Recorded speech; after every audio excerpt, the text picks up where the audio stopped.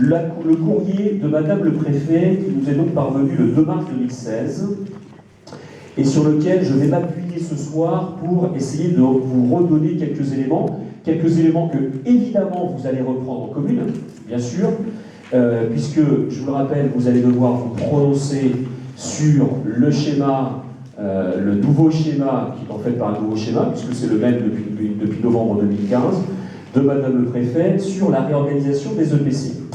Alors, Madame le Préfet nous dit dans son paragraphe numéro 2 que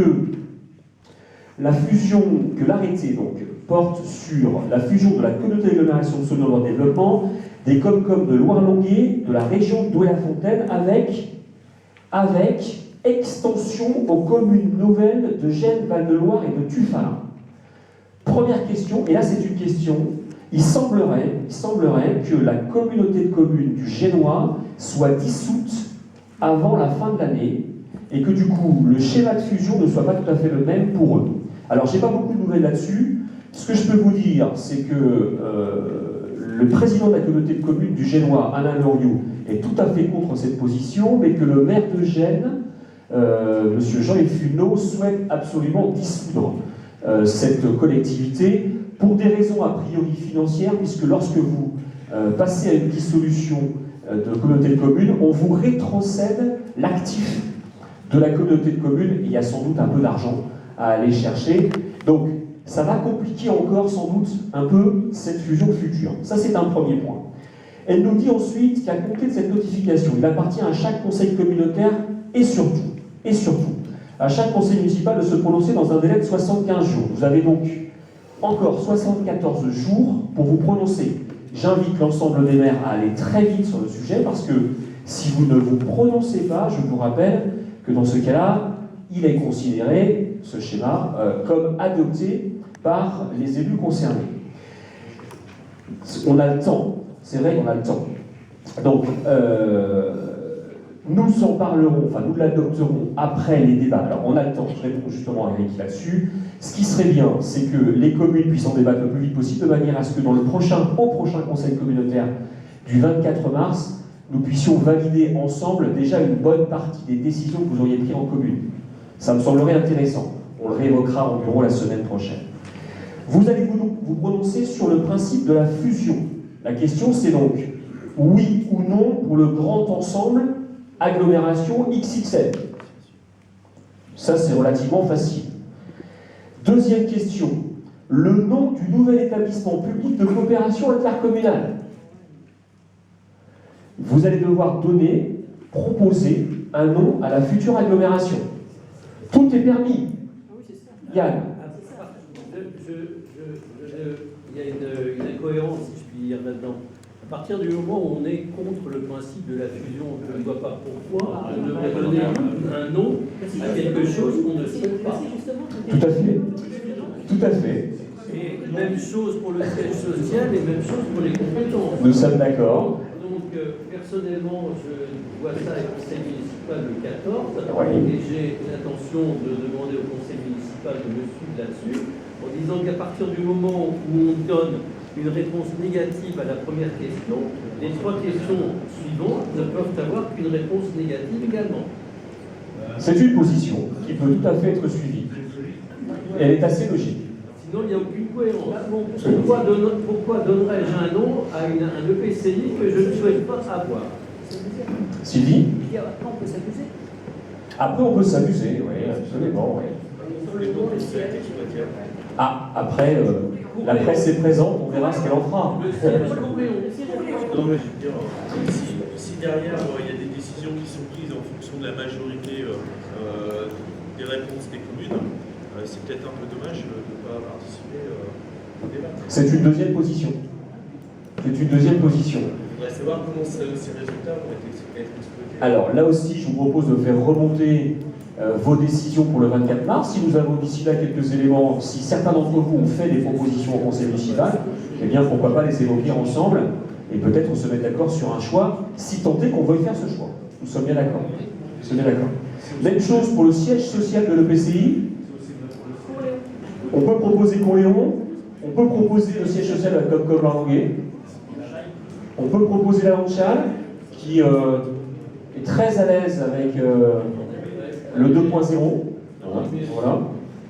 Et puis les compétences, alors évidemment, on va y revenir un peu plus tard, parce que là, il est extrêmement difficile aujourd'hui, puisque même le comité de pilotage de l'agglomération, de la future agglomération, a les pires peines du monde à se mettre d'accord sur ce que l'on doit mettre déjà dans les compétences obligatoires et la façon de les faire fonctionner. Là, évidemment, ça semble très très difficile aux communes de se prononcer sur le sujet. Sauf que, je vous rappelle que si vous ne vous prononcez pas sur ce sujet, et si nous ne nous prononçons pas, nous, comme Longuet, sur des compétences que nous voudrions rétrocéder aux communes, de facto, ces compétences appartiendront à l'agglomération. Peut-être que parmi elles, certaines veulent être gérées, enfin, nous souhaitons qu'elles soient gérées en proximité. Et c'est bien là le souci. C'est bien là le souci. Rémi, il y a les compétences obligatoires, les optionnelles et les facultatives. Pour l'instant, sur les obligatoires, on ne sait absolument pas la manière dont on va résoudre ce problème. Je pense à l'économie, on a parlé du tourisme à l'instant, mais je pense à l'économie. Est-ce que l'économie va se gérer d'un point de vue centralisé sur Saumur? C'est l'avis du président de l'agglomération d'aujourd'hui et du maire de Saumur. Ce n'est pas l'avis aujourd'hui des Comcom de Douai-la-Fontaine ou de Longuet, ça vous le savez. Comment vont se gérer les structures de petite enfance? Comment vont se gérer les équipements sportifs demain? Dans les communes où vont arriver des équipements sportifs tout neufs, il va falloir assurer le fonctionnement. Est-ce que demain, la commune va pouvoir assurer ce fonctionnement ou pas? Ce sont des questions évidemment qui sont lourdes de conséquences. Alors, vous avez vu passer peut-être cette semaine, en tout cas les maires, parce que je vous l'ai transmis, 2 propositions de loi d'un sénateur et d'une députée qui proposent de mettre en œuvre les fusions de Comcom, non pas à partir du 1er janvier 2007, mais du 1er janvier 2018. Je pense que ce serait une bonne idée, parce que ça nous permettrait effectivement de mettre vraiment sérieusement en route cette future agglo si nous y allons. Le projet de périmètre doit recueillir au moins la moitié, l'accord d'au moins la moitié des conseils municipaux des communes intéressées sur l'ensemble du Grand Saumurois, représentant au moins la moitié de la population totale des communes. Alors on a un petit tableau normalement qui est prévu, juste qui doit vous montrer, voilà, alors je ne sais pas, il n'est peut-être pas très clair, qui doit vous montrer la répartition de la population sur le territoire de l'agglomération. Les 3 Comcom qui vont agréger l'agglomération représentent aujourd'hui seulement 37% de la population totale. Autrement dit, autant vous dire que la décision, elle appartient pas tellement aux communes membres des EPCI que nous représentons, mais plutôt aux communes de l'agglomération de Saumur, et en particulier les plus petites, qui peuvent peser. Sur Saumur, les plus importantes, c'est évidemment Montreuil-Bellay avec 4000 habitants, et Allonne avec 3000 habitants. Il faudra voir à l'issue de ce que moi j'ai appelé, et je continue d'appeler ce référendum, ce que ça pourra donner. Un courrier va bien partir, donc par décision du bureau de jeudi dernier, un courrier va bien partir à l'ensemble des communes, et un certain nombre d'élus de la Comcom sont d'accord pour prendre leur bâton de pèlerin et aller essayer d'expliquer pourquoi la Comcom Loire-Longuet souhaite rester autonome et quel est son intérêt à cela, et d'expliquer surtout qu'il appartient quand même aux élus d'un territoire de continuer à décider pour son territoire. Je continue ce courrier sur la gouvernance de l'EPCI. Que dit Madame le Préfet? Parallèlement à la délibération sur le projet de périmètre, il est loisible au Conseil municipal de se prononcer sur la gouvernance de l'EPCI. Alors, on vous avait présenté un tableau, pas très très longtemps, qui montrait que nous aurions 96 sièges. Entre 96 et 105, pour faire très simple, dans la future agglomération. Là-dessus, sachez qu'on peut ajouter entre 10 et 15 sièges supplémentaires. Avec 56 communes, ajouter 10 ou 15 sièges supplémentaires, ça va être extrêmement compliqué en négociation. Donc il est très probable qu'en matière de gouvernance, il soit un peu compliqué d'aller chercher des conseillers d'agglomération supplémentaires demain. Mais évidemment, on y travaillera et on mettra ça à l'ordre du jour du prochain comité de pilotage. Je poursuis sur la fin du courrier en disant quoi? Que les compétences obligatoires sont exercées par le nouvel EPCI sur l'ensemble de son périmètre. S'agissant des compétences optionnelles, eh bien, il appartient aux communes donc de donner leur avis. On a parlé de la petite enfance, on a parlé des équipements sportifs. La question qui est posée, je vous laisse la parole, c'est évidemment celle d'avoir ou non demain des services déconcentrés sur le territoire. Nous avons posé la question avec Michel Paté de La Fontaine de savoir s'il était possible d'imaginer une agglomération centrale avec évidemment les ressources fonctionnelles que sont la gestion des ressources humaines ou la partie financière, et d'avoir peut-être sur les pôles d'équilibre ou sur deux pôles principaux que pourraient être Longuet et Douai La Fontaine des services de proximité. Je pense au SPANC, je pense à l'urbanisme par exemple, je pense à la petite enfance, mais ça peut aussi être les équipements sportifs. Aujourd'hui, il y a vraiment deux visions de territoire qui s'affrontent. La première, une concentration maximale de tous les services, de toutes les décisions au niveau de l'agglomération de Saumur et de la ville-centre de Saumur. Et puis, la deuxième possibilité, c'est d'avoir des services déconcentrés, comme je le disais, donc garder des salariés, des agents à notre service pour essayer de continuer à fonctionner au mieux, comme nous le faisons aujourd'hui. Les premiers retours que nous avons en France, notamment au niveau de l'ADCF, l'Association des communautés de France, tout le monde participe plus ou moins à l'Association des maires de France, en tout cas chez les maires. Au niveau de l'ADCF, les choses sont très claires aujourd'hui dans toutes les agglomérations dites XXL, c'est-à-dire de plus de 50 communes. S'il n'y a pas de service déconcentré, cela ne fonctionne pas. C'est aussi simple que cela. Alors je ne sais pas si nos amis de Saumur auront le loisir de lire ces documents, parce qu'ils sont vraiment très intéressants, mais ça me semble quand même essentiel. Je vous laisse la parole. Oui, tout à l'heure tu disais, si la Comcom ne se prononce pas sur une compétence, on va dire optionnelle, de facto la nouvelle structure prendrait la compétence. Oui, mais pendant un temps donné, mais pas de façon pérenne. Voilà, c'était pour bien préciser les choses. Tu as raison. Des remarques sur ce courrier? On a déjà beaucoup débattu du sujet, c'est vrai. Est-ce que, à l'heure qu'il est, vous avez d'autres commentaires à faire? Oui, alors, plus un point à peut-être voir pour les gens qui travailleront sur cette nouvelle structure ou qui ont commencé à travailler.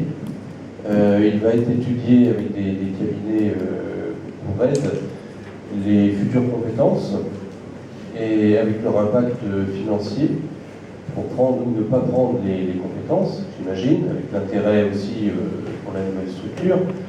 Moi, j'aimerais aussi que puisse être pris en compte l'impact, si une compétence n'est pas prise, au retour aux communes.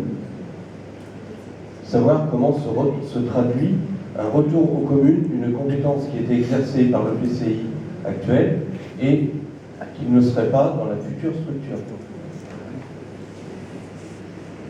Absolument, c'est effectivement un sujet que nous avons évoqué en bureau et on sera très très attentif à cela parce que c'est un peu le cœur du problème, évidemment.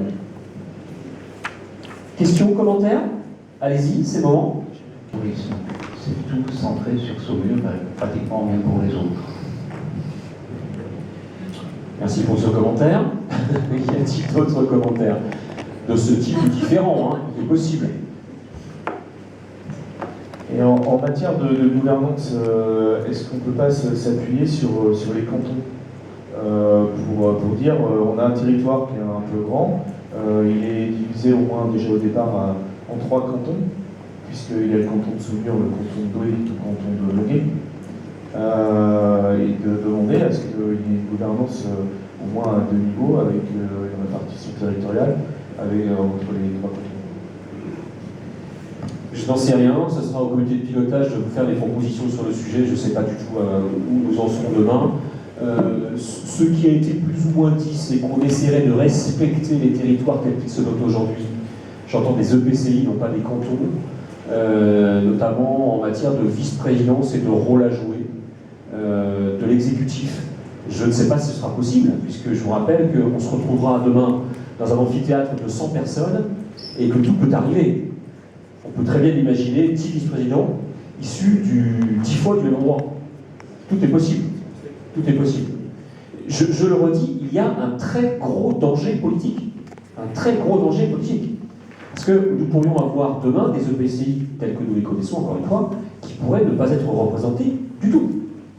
Alors, peut-être pas cette fois-ci. Vous allez me dire, avec un peu d'intelligence, on va essayer de se mettre d'accord. mais qui dit qu'en 2020, les choses ne pourraient pas bouger dans un autre sens? Tout à fait possible. Et donc là, il y a évidemment une vraie difficulté. Le sous-préfet que j'ai rencontré sur le sujet m'a simplement dit qu'il mettrait un point d'honneur à ce que les EPCI tels qu'ils existent aujourd'hui soient clairement représentés dans la future agglomération. Bon, je crois que ça c'est une formule intéressante, en tout cas importante, pour le moins rassurante. Maintenant c'est un vœu du sous-préfet, il a le droit d'en faire. Ce ne sera pas marqué noir sur blanc. Évidemment.